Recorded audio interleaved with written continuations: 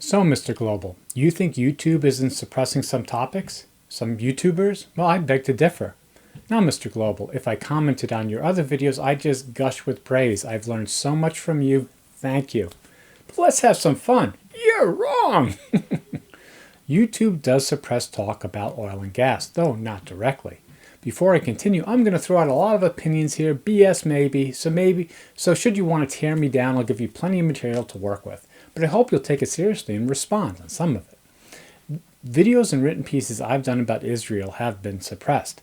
Again, I realize that I'm just one data point, but I hear the same from others, and this has been going on for a couple of years now. What does Israel, which has almost no oil and gas of its own, have to do with oil and gas? I believe a lot.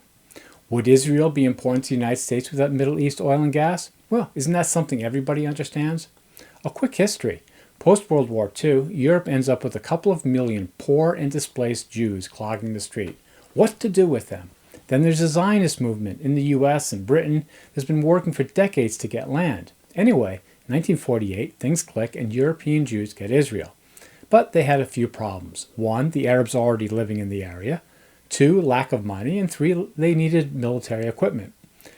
On the first, they developed a propaganda narrative to always blame the Arabs for fights the Israelis might have with them. This worked until Gaza last year. The scale of it, the fact everyone can watch it on their phones, and the breakdown of that narrative because young people don't care about Holocaust stuff anymore, put the Zionist propaganda machine into panic mode. Even if you're Jewish, if you criticize Israel, you're an anti-Semite. If you say the gas off the coast of Gaza belongs to the Palestinians, you, Mr. Global, will have a new YouTube experience. It doesn't matter if you say you're only talking about the state of Israel. Since World War II now, the U.S. has come to rely on Israel as the policeman of the Middle East. The U.S. has also co-developed many types of missile systems and military technology. The Israelis are very clever. But right or wrong, that defense industry relationship trumps the U.S. humanitarian position on the Palestinians. On the other hand, or just another aspect of this, in the past 20 years, as the U.S. oil and gas industry grew, it no longer needed Middle Eastern oil. The U.S. has been pulling out of the Middle East for a while. That has panicked Israel, which again needs U.S. military support. Even though Israel is always going on, we don't need anyone. Well, that's the first sign you really do need someone. Anyway, for years, Israel's been trying to get the U.S. into a war with Iran, which would bring a regional conflict that the U.S. would need to support. Israel believes once the dust settles, Israel would become the de facto hegemon in the area. Israel doesn't talk in those terms. The words they use over and over again is security, Israel's right to exist, Israel, as you know, is energy independent when it comes to gas. But my guess is those fields are beginning to run dry. Israel is becoming exposed. Again, Israel is under a lot of pressure.